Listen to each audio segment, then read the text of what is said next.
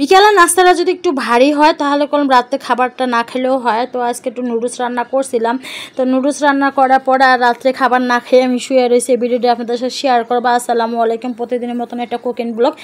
তো সকাল সকাল বিকালের ছিল গতকালকে। তো বিকালবেলা একটু নাস্তা বানাবো। তো ভাবলাম অনেক দিন ধরে বিকালে নাস্তা বানাই না। তো কারণ পাকঘরে অনেক কাজ করলাম কয়েকদিন ধরে। তো এই জন্য কোনো কিছু হয় না। তো মোটামুটি হালকা পাতলা অর্ধেক কিছু কিছু কাজ করছে, আরও অনেক কিছু কেনার বাকি রয়েছে। এই জন্য মানে এরকম যতটুকু পারছে ততটুকু দিয়ে ভিডিও করি এখন, কারণ পাকঘরটা আমার অনেক অন্ধকার ছিল। এর জন্য কোনো কাজে মানে মোটামুটি ভিডিও একটু আপলোড কমিয়ে দিয়েছি। তো এদিকে বিকেলবেলা ভাবলাম পাকঘরটা মোটামুটি সাজাইছি, তাই ভাবলাম একটু নুডলস রান্না করে দেখি একটু ভিডিও করে কেমন আসে। তো মোটামুটি ভালোই আসছে আলহামদুলিল্লাহ, যতটুকু প্রয়োজন। আর আগে তো অনেক অন্ধকার ছিল, মানে কোনো সেটিং ছিল না পাকঘর আমার, যেহেতু অনেক অনেক ছোটো পাকঘর, মানে ভিডিও যে করবো এতদিন মানে কোনো পাইতেছিলাম না।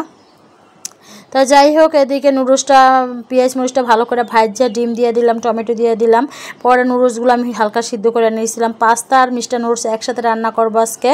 তো রান্না করার জন্য দেখেন নুডলসগুলো আমি ভালো করে সিদ্ধ করে নিয়েছিলাম। সিদ্ধ করে নেওয়ার পরে সুন্দর করে নাড়াচাড়া দিতেছিলাম। তো নাড়াচাড়া দেওয়ার পরে যেরকম করে দেখেন হালকা করে ঝোড়া ঝোড়া করে নিতেছিলাম। পরে দেখেন কত সুন্দর একটা কালার আসছে। পরে মশলাগুলো দিয়ে দেবো আমি, যেহেতু নুডলসগুলো সব মানে ডিম টমেটো পেঁয়াজের সাথে মিক্স করতেছিলাম। আর আমি ভিডিও এডিটিং করার সময় কোথায় থেকে আছেন ঝাড়ুওয়ালা ডিমওয়ালা সবওয়ালা একসাথে আইসা, আবার মুরগিওয়ালা তরকারিওয়ালা যে এখন অ্যাপসে যে নষ্ট মোবাইল এগুলা, কারণ এগুলো আমার কিনলে আমি দেখছি সবসময় ভিডিও দিনের বেলা ভিডিও শ্যুট করলে এরকম হয়। মানে যাই হোক, যেহেতু আমি রাতের সময় পাই না, ছেলেকে পড়াইতে বসাই লেখাইতে বসাই করতে করতে অনেক 10টা 11টা বেজে যায়। পরে আবার আপনার ভাই চলে আসে, এই জন্য মানে ওরকম সময় হয় না। দিনে যখন তাড়াতাড়ি কাজ করে তখন সময় পাই তখনই ভিডিও এডিটিং করি। তো যাই হোক, এদিকে মশলাগুলো দিয়ে দিলাম, মশলাগুলো দিয়ে ভালো করে মিক্স করে নিব। আর আমার এই জায়গায় কোনো পাকঘরে কোনো রিয়েল গাছও আছে, ফেক গাছও আছে। দেখেন ওই যে আমার ফুল গাছগুলা আমি কিছু কিছু ছোটো ছোটো টবে গাছ লাগাইছি, মানে পাকঘরের জানালার সামনে ছোটো ছোটো করে। তো একদিন একটা দিব, যেহেতু গাছ আগুনে তাপ পেলে আবার মরে গেলে এদিকে ভয় লাগে। আর এদিকে মশলা সুন্দর করে মিক্স করে এখন আবার ধনিয়া পাতা দিয়ে দিলাম। তো ধনিয়া পাতা দেওয়ার পর দেখেন কালারটা দেখেন একবার ইয়াম্মি ইয়াম্মি একটা কালার আসছে, মাশাআল্লাহ, খেতেও কারণ বেশ মজা হবে। তো এই তো আমার নুডলসটা প্রায় রান্না প্রায় হয়ে গেছে গা। তো দেখেন কি সুন্দর একটা কালার আসছে নুডলসের।